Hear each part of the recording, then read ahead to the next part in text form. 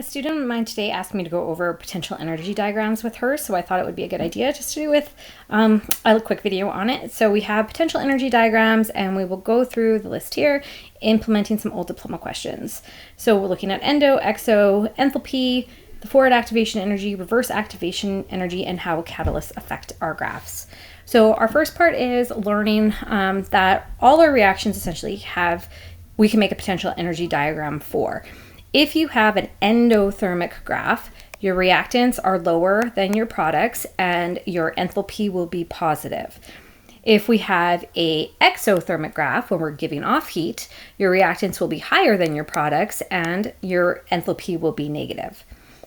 So this is an old diploma question that shows that you understand a graph and relate it to enthalpies. So we want to look at this graph and say, okay, this is an endothermic graph, so I need positive delta H values.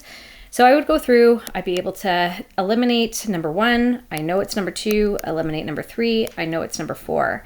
Now within the equation, exothermic graphs are on the product side. So not this one, but this one, not this one, but this one.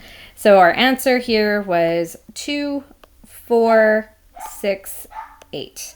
Okay, so just recognizing endothermic always has that shape. Exo would always have this shape. So just going from there.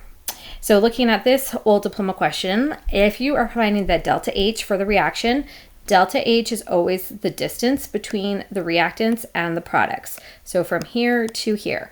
So students sometimes try and take it from the bottom or up higher, but it's always reactants to products.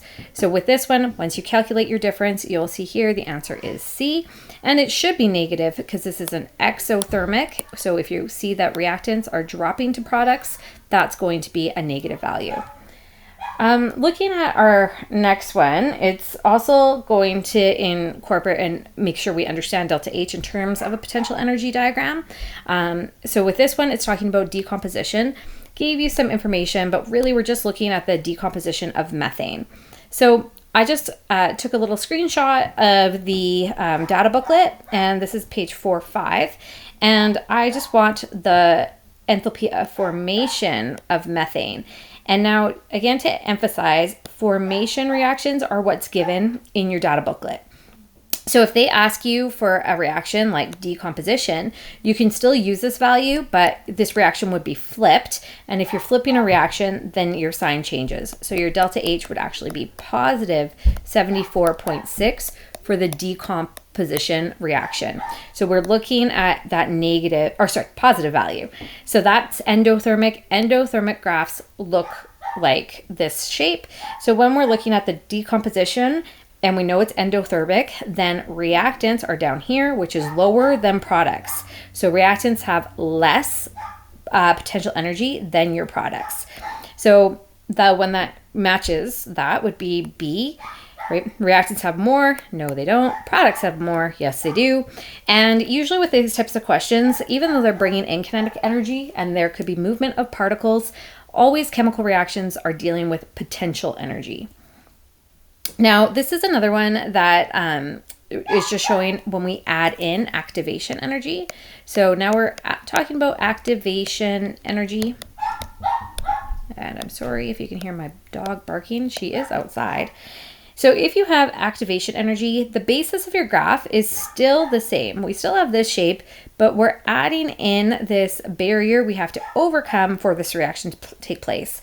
So notice if we were to have just our normal graph like this, our reactants are still here, products are still here. That energy absorbed, say in delta H, is still the distance between your reactants and your products. Activation energy is always the distance between reactants and the top of the hill. Exothermic reactions, same thing. Your energy released, that is your delta H, right? It's going to be negative. And if we were to draw this potential energy diagram without activation energy, it would look like this. And so it's showing your distance is still from reactants to products. If you're looking at activation energy, it's from reactants to the top of the hill. So we're looking at that distance. Now, sometimes you can be asked so I'm just going to make a note of here. It's reactants to the top of the hill. If you're looking at the reverse activation energy, so EA reverse, then it's the products to the top of the hill. So for instance, this example with the endothermic, your products were right here on this line, top of the hill is here. So this would be the reverse activation energy. And the exothermic graph, top of the hill, products, this whole distance would be your reverse. So the other part that's added to this, so definitely energy has to be put in. So this first bit, when it says without an enzyme, this is just your normal activation energy of the forward reaction. If it says with an enzyme, that's another word for catalyst. And all our catalysts are doing is lowering that activation energy. So it's providing that alternate pathway for this reaction to happen quicker. What it does not change is your overall delta H. Delta H is still between reactants and the products. It does not change what the activation energy would have been without an enzyme or a catalyst, and that's going to be the distance from the reactants to the top of the hill. And then your reverse reaction is products to the top of the hill.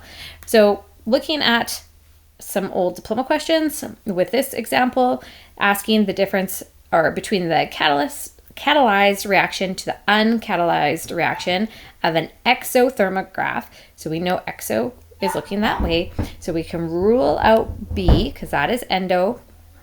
And then when we're looking at the dots for the catalyst reaction, it always lowers the activation energy. So we're looking for that pathway that will drop that EA down a little bit. So here the answer is D.